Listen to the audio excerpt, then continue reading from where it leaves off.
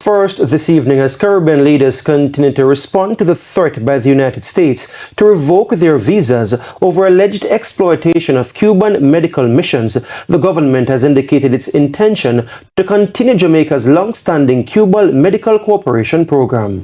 The government said in its review of the program, it has not found any evidence that it involves human trafficking. Details in this report. Come September, more than 130 nurses from Cuba will be temporarily placed in Jamaica's health sector. Now, this is in response to the continuing migration of Jamaica's nurses. Hello, brothers and sisters. I really hope you're all doing fine. Now, this is very shocking because Jamaica has said no to Marco Rubio and Donald Trump. Jamaica had been silent for all this while. When Marco Rubio was trying to harass the Caribbean leaders, he was trying to say everything on the media. And Donald J. Trump started giving sanctions. And you know, the latest was revoking the visas for the legal migrants, others from the Caribbean and Haiti, Venezuela, and Cuba. After all this, what's the end game? So let's watch this video, then have really a quick discussion, because this is really interesting to watch how the Caribbean is standing to saying no to Marco Rubio and Donald Trump. They're trying to harass small countries, but this time round, everyone is watching them. So let's watch, then have a quick discussion. Caribbean prime ministers have been vocal about their position on the alleged exploitation of Cuban medical missions. This was President of the St. Vincent and the Grenadines, Ralph Gonsalves, at a meeting in Portland recently. Does anybody expect that I to go because I want to keep a visa, that I would let 60 persons from the poor and working people to die? It will never happen.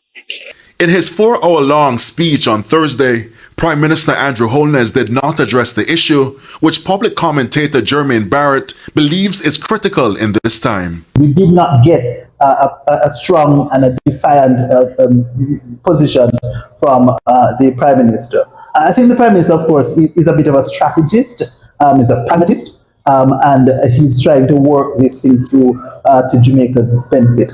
The government's position came on Thursday, but not from Prime Minister Holness. Instead, Foreign Affairs Minister Kamina Johnson-Smith. Our structured process of review and engagement is progressing well, and we remain confident in the integrity of this program.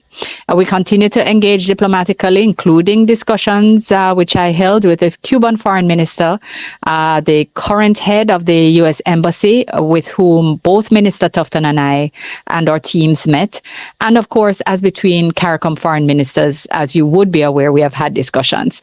We've exchanged perspectives, and we are seeking to ensure the best understanding and outcomes of this matter. In a statement, Senator Johnson-Smith said a review of the program was initiated well before international scrutiny started. She insists improvements will be made to its administration. Given that the MOU had expired last year, the government of Jamaica had already begun a review process, even before any international concerns were raised.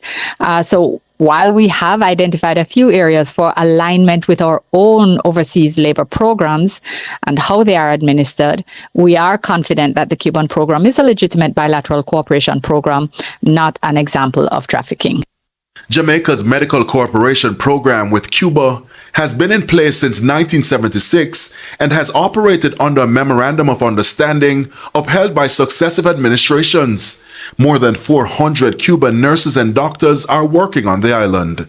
Come September, more than 130 nurses from Cuba will be temporarily placed in Jamaica's health sector. Now, this is in response to the continuing migration of Jamaica's nurses. Health Minister Dr. Christopher Tufton made the announcement at a press briefing on Tuesday. TVJ's Herman Green reports. Health Minister Dr. Christopher Tufton announced that an additional 130 nurses will be joining the workforce within the next month. He says the nurses were identified through a recruitment program in partnership with the Cuban government. The Nurses Association of Jamaica, NAJ, earlier this year said its members were struggling to keep up with the workload as more than 60% of accident and emergency care nurses have migrated. The NAJ added that drastic measures would have to be considered to address the looming crisis with the shortage of personnel. But speaking yesterday, Dr. Christopher Tufton said what was needed was a greater level of partnership to fill the gaps in the country's medical services. If you have a global demand that is pulling people out of the system, 550 last year, and you have a demand for health services in the public space that the entire country depends on, you either bring some in or your services are going to be totally deprived of the services of those persons. Questions were also raised about the remuneration of nurses coming into the country compared to that of local nurses. Sometimes there's a misunderstanding around whether the nurse benefits more than a nurse here in Jamaica. There's no doubt that there's a cost, and very understandably so, to recruiting and relocating someone from their country. He says the ministry's recruitment to address the demand for nurses in Jamaica is not confined to Cuba. The government has already started partnerships with China and the United Kingdom to train nurses and is now in consultations with Nigeria. Dr. Tufton added that the government is making efforts to retain more of the nation's nurses by addressing some of the challenges they face. There are other things around nurse retention, like housing, that I will speak to more over the next month, but we are developing a program to improve housing accommodation for nurses. Our nurses are the most consistent personnel in a hospital, and they tend to work longer hours than most, including late hours. And sometimes when they have to move around, the whole issue of personal security is a big issue. He added that other programs to train more nurses will be explored in order to reduce the effects of brain drain if some nurses opt for migration. In news from Jamaica, it has been hailed as one of the most positive developments within the last century for the region and the world at large, the thawing of diplomatic tensions between the United States and Cuba. The process of rapprochement was initiated last year, December, after U.S. President Barack Obama announced that America would be moving to restore cordial ties with the communist nation. But almost a year later, some regional leaders are still not happy with the progress made. On October 27, the United Nations General Assembly will reiterate its call for an end to the United States' decades-long economic, commercial, and financial embargo against Cuba. And its resolution Jamaican legislators are supporting. In Parliament on Tuesday, parliamentarians on both sides of the House supported a seventh consecutive resolution in favor of their closest neighbor, Spanish-speaking Cuba. 11th of this year, the U.S. government moved to extend the Trading with Enemies Act, which is a fundamental piece of legislation which underpins the policy of blockade against Cuba. So that on the one hand, while there are these steps to normalize relations at the diplomatic level, there is tremendous still anxiety, the continued pressure on the Cuban people and government because the blockade itself has not been lifted.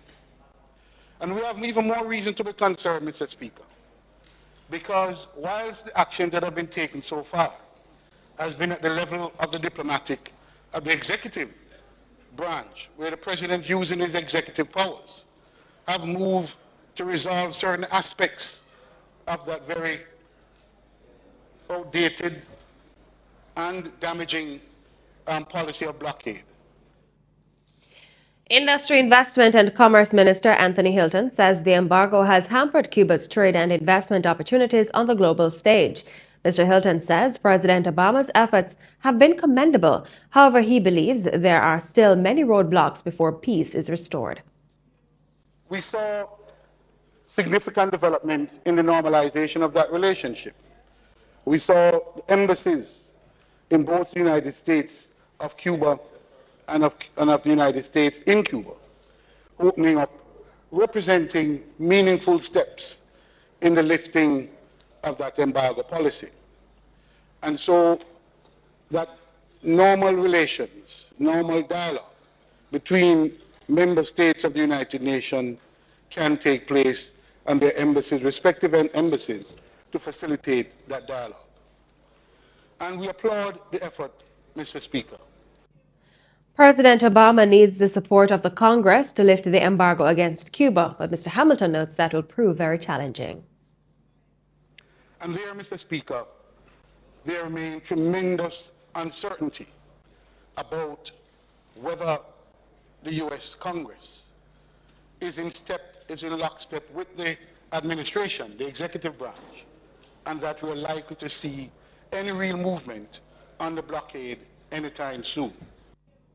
Meanwhile, opposition spokesman on foreign affairs Ed Bartlett says the tone of the upcoming UN General Assembly will change to laud the latest development in U.S.-Cuba relations.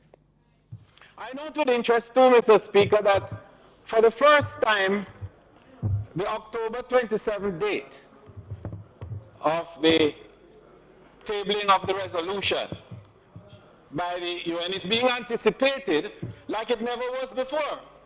Because there's a feeling, Mr. Speaker, that the narrative may change. That the language may be reflecting of this new feeling and this new wind that is blowing across the Caribbean and the world in terms of those two great countries. And it is important, therefore, that we watch this one carefully, because some have even gone to the extent to suggest that there may be not necessarily a positive vote, but abstention even, to further reduce the number of nays in that regard. What is it like being a Cuban living in Jamaica? Thank you, Xavier, for having me. It's my pleasure. No. Thank you. Thank you. So tell us a little bit about where you're from in Cuba. Well, I'm from Havana, the main city. I was born there back in 1989. Oh God, I sound old now. But yes, I'm from Havana. So I've been to Havana, but tell us of some of the things that if I go to Havana, you know, or somebody goes to Havana, you must see this or you must do this. I mean, just like in any country, you know, you have your attractions that the tourists always go. So the Capitol that was built similar to the one in Washington, I know it's one of the places that tourists always go. Old Havana, because it's like being stuck in time where you're walking the streets. It's like being back, you know, like 2 centuries at least. And I know tourists enjoy very much that experience of going back in time and seeing the architecture of how it used to be back in the days and so forth. And old cars. And old cars, like for tourists, it's an attraction, but for us living there is our main way of transportation, basically. Yeah, I've seen some videos of how ingenious these guys are to repurpose parts to keep these cars going. Amazing stuff.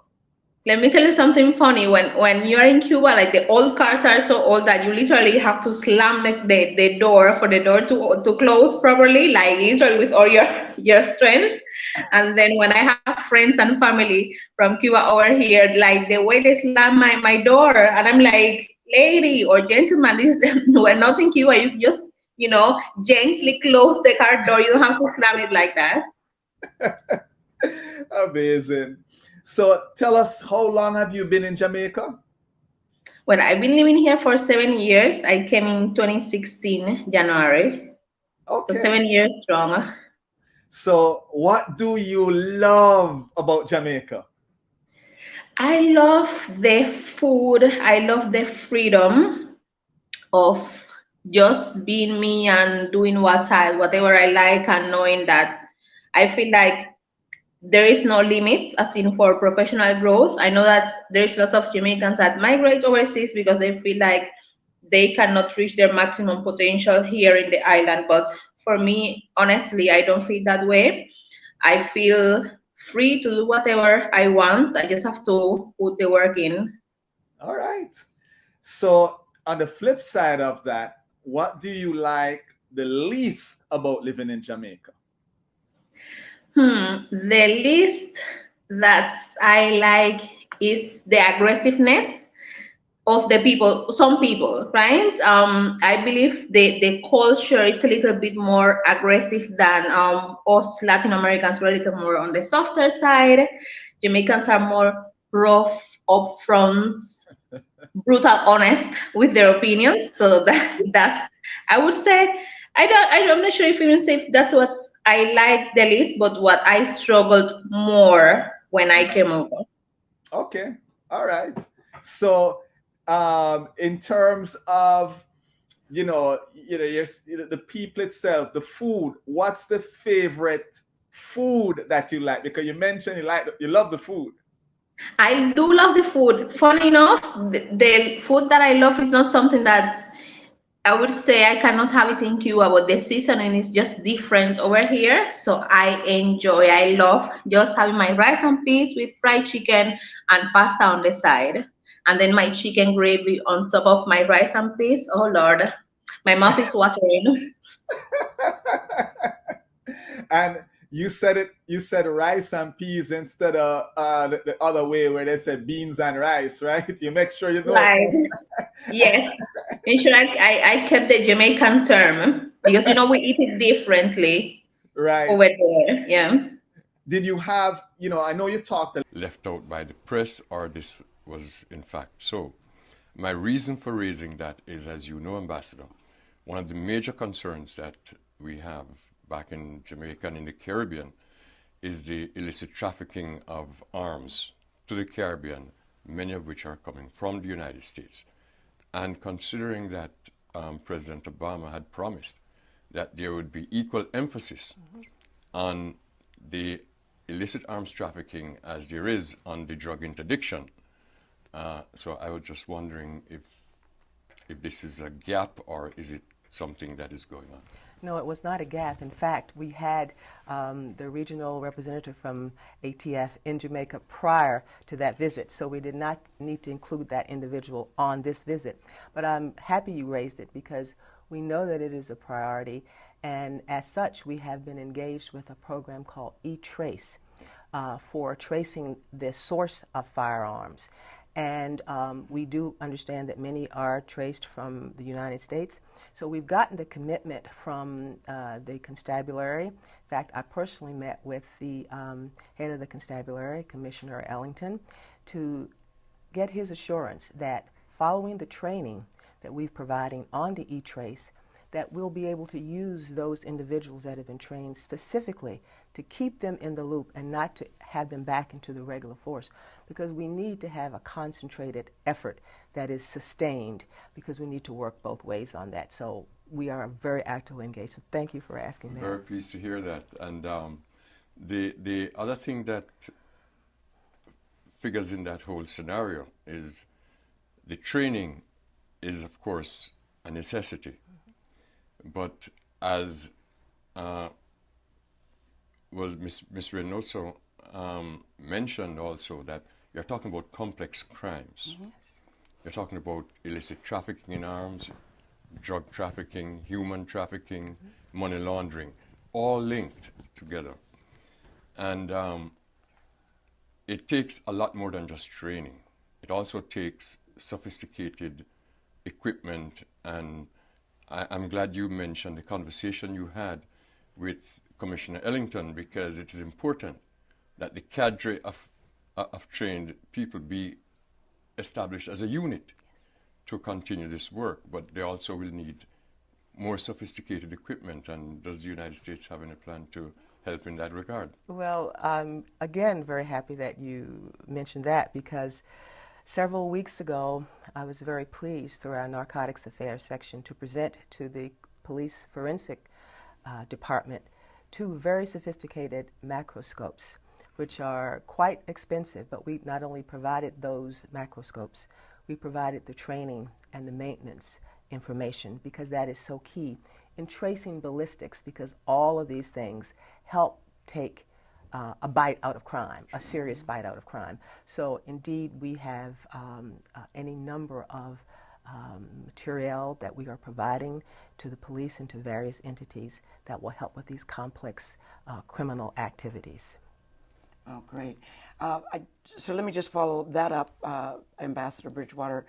Are there other matters that you see the need for greater U.S. and Jamaica involvement? And I will follow up and ask you to comment on that as well. Well, I think one of the great challenges that Jamaica faces and many other areas of the Caribbean is the cost of energy. Energy, I think, is very, very challenging in Jamaica. The cost per kilowatt hour and the fact that Jamaica has been based on using the fuels on oil. And the need to diversify is very, very important. Interestingly, this week during our Chiefs of Mission conference, I met with a U.S. business person involved in solar energy. And I think solar and wind energy, these are very good options for a nation like Jamaica that has an abundance of these. So I've gotten a commitment from this U.S. business to come to Jamaica when I return, to meet with the energy officials, to look at possible ways that we can move forward in a program for Jamaica. I think this is an absolute track that has to be followed. The price of a kilowatt in Jamaica is something like 40 US cents. Yes. The average in most places is like 18 cents or less. And so manufacturing cannot prosper in Jamaica, cannot compete because of the high cost of energy. And you're absolutely right. Jamaica is blessed with a lot of sunshine, and we do have wind in certain areas that are, and there are some experiments with that. I call them experiments because they are not yet at a level that they are making a significant impact on the energy supply. So I'm very pleased to hear that, and this is something you can rest assured the Jamaican and Caribbean diaspora would be fully behind those kinds of initiatives. I also noticed that you use the term citizen security. I like to use the term human security for the reason that when we speak of human security, we are taking it a little broader in terms of social and economic security and so on. And as you're aware, Jamaica, like most countries, have been suffering considerably from the global recession, and of course Jamaica has an extremely high debt rate, which compounds the problem. Jamaica is also currently negotiating with the IMF. Now, most Jamaicans are following this process as best they can with trepidation, thinking that the IMF will impose certain conditionalities which will degrade significantly the human security of the people in the society who can less afford to be degraded. Now, we also know the U.S. is very influential in the international institutions, in its governance and decision making. Is there any plans for the United States government to assist Jamaica in not just navigating those conditionalities, but in terms of assisting Jamaica in creating a safety net through maybe inputs from the World Bank and the Inter-American Development Bank here in Washington? Well, Ambassador, certainly the United States is always in dialogue with IDB, with the IMF. We met with the Minister of Finance, and we have regular meetings with the Minister of Finance in dialogue. And we are aware that many of the decisions that have to be taken will perhaps be very, very difficult. And we understand that there needs to be safety nets for the population. Of course, we cannot dictate what the financial institutions determine that they do, but we can assure you that we will work, and we will continue to work on education programs, on youth empowerment programs that will perhaps help mitigate any of the tough medicine that would have to take place as these new agreements are being hammered out. And I want to say that there is the recognition on the part of the Jamaican government that some tough decisions will have to be made and have to be taken. Very good.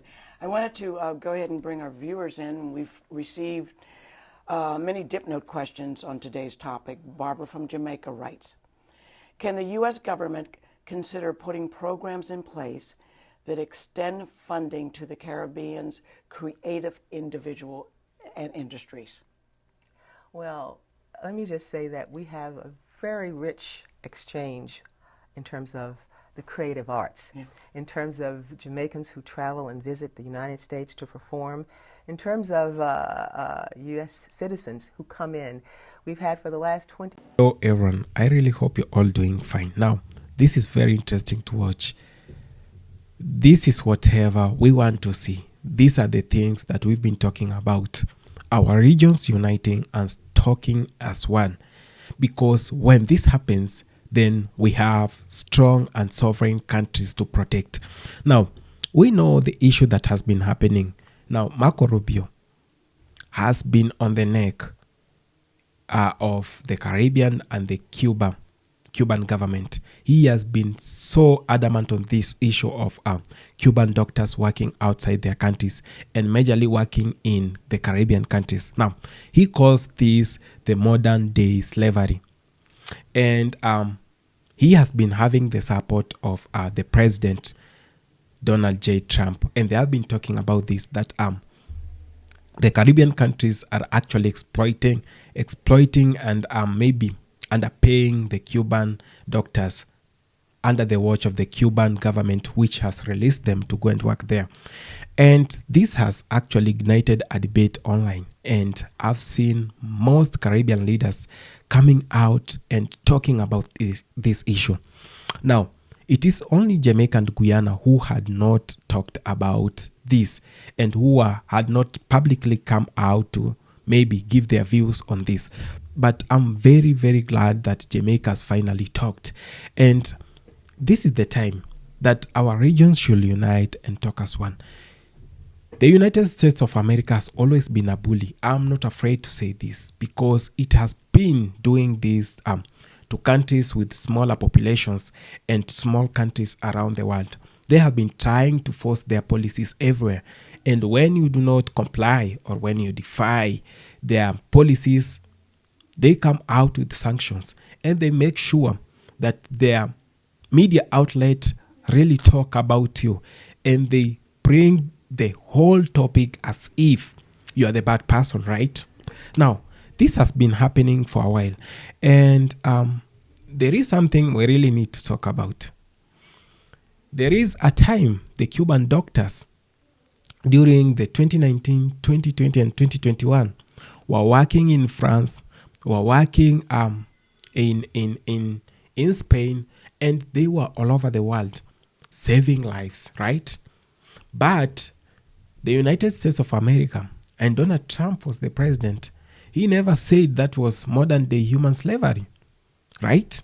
When they were saving the people in Europe, when they were saving the people in these white countries, right? It wasn't a problem until the Cuban government signed an MOU with the Caribbean countries where these Cuban doctors will go and work there and maybe make a living for their people. I know, speaking about being underpaid and all this other stuff, that really makes sense. It really makes sense that if these nurses are working in the Caribbean, they should be well paid and they should be paid in that amount that will actually run their families and help them maybe in a way. But it is not good to call it modern day slavery when they work in the Caribbean. But when they were working in these European nations, the US was quiet. The whole world was quiet about this matter. Now, this is whatever this is now where the hypocrisy comes in. The United States has been playing these cards for the longest time. That when something is happening on the other side, it is good, or they actually keep quiet. But when it happens on the other side, they are very adamant about it. It is the same case when people are dying, when the Palestinians are dying, they try to keep quiet. But when other things happen, minor things happen, they try and be so loud about it. There is need for the United States of America to be fair on how it scrutinizes its policies. It is so bad to keep on seeing these things happening. I'm not supporting if the Cuban doctors are being underpaid, but it is the fact that the US has been keeping quiet when these doctors were in Europe, when they were working other sites. And the Cuban government really said that they're trying to distribute this. They're trying to do this for these Cuban doctors to actually help their families. That they might not be able to employ all these doctors or all these nurses, but it can be possible if they work outside these countries, outside their countries, so that they can make a living and earn a living for their families and for themselves. So I'm very glad that the Cuban government has gotten some support from the Caribbean, that the Caribbean has come out to talk about these issues. Now, we have diplomatic issues that have been existing between the Cuban government, the Cuban people, and the US for the longest time. It is not only during the Donald Trump government or time that we've seen the Cuban government having problems with the US government. It has been happening time to time. And the fact that if you side with Cuba, you become an enemy to the US is whatever I've never understood. Now, the US government is trying to threaten every other country that is going to stand with Cuba. We've seen they're trying even to revoke visas for these Caribbean countries. And when all this started, that's when we saw Donald Trump signing that the visas and for those not illegal, for those legal migrants from Haiti, Venezuela, from Cuba, and so many other countries from the Caribbean, actually to be revoked. And this is whatever we might not understand. Why is the US right now so obsessed with Black Caribbean countries? And the same thing, it has been happening in Africa right now, because we've seen they're trying to sanction South Africa for only trying to talk about the land rates, and the president coming out to say, I want the people who have land in South Africa to explain how they got the land. For Julius Malema coming out to say that we want all those who are owning large tracts of land to explain who sold it to them, where did they get it from, and all this stuff. Because we know whatever is happening in South Africa, that 70 to 75% of the land is being owned by the minority, the Afrikaners, right? And these Afrikaners are not even using that land at the moment. That we have vast lands in South Africa that are not even being used, but we have a lot of Black South Africans without food, without shelter, that they do not have somewhere to cultivate their crops, they do not have somewhere to lay their head, and all this other stuff. And this actually affects South Africa, because when people are learned, or when you have a bigger population that have no land, they can't afford food because they have no work, and they have nowhere to cultivate, they have nowhere to live. Then this turns out to be a crime. They turn out to be gangs. And when this happens, now the security of this country will be at a threat. The well-being of the people in South Africa will be at a threat. All these now cities in South Africa will start being run by guns, and the government will come out of control. So there is need for the government of South Africa to address these issues. And when the South African leaders are talking about it, it becomes a problem to Elon Musk. It becomes a problem to people like Donald Trump. And you ask them yourself, these people do not live in South Africa. They do not know the problems South Africans go through. Why is Donald J. Trump keeping his nose, sticking his nose in South Africa? Why is the US government trying to sanction South Africa for only standing and saying the truth, that we need to scrutinize how people got their lands in South Africa? We need to to revisit the land rates, the land laws that were set by the previous government, during the apartheid reason. You remember apartheidism in South Africa, where the blacks were being segregated. Classism did happen in South Africa for a long time. It still happens that if you go to South Africa, there are cities or there are states that you are not even allowed to enter because of your color, because of your class, and all this other stuff. So there is need for us to have a balanced society. And this is really a problem. The same thing happening right now. So if the Cuban doctors were to be withdrawn from the Caribbean, do you want the people in the hospitals to die? Really? Do you want those people in the life-saving machines to die just because Marco Rubio thinks that's not good? Marco Rubio is so upset because he thinks the people in his own country are being used. Is Marco Rubio going to employ all these these Cuban nurses and doctors? Let's be true and honest to whatever we say. I know Marco Rubio has interest because rumors has it that after Donald J. Trump steps down, he might want, after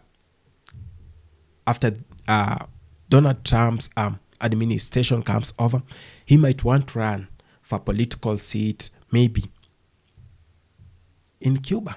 So he's getting all this momentum, trying to be the savior, trying to do all these things because maybe he wants to be a general there or a president there one day. But there is a procedure that should be followed, not by intimidating the Caribbean, not by intimidating Africa, not by intimidating Cuba.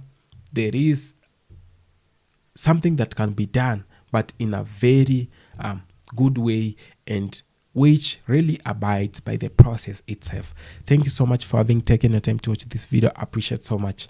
If it's your first time on this channel, please consider subscribing, sharing, commenting, and liking the video.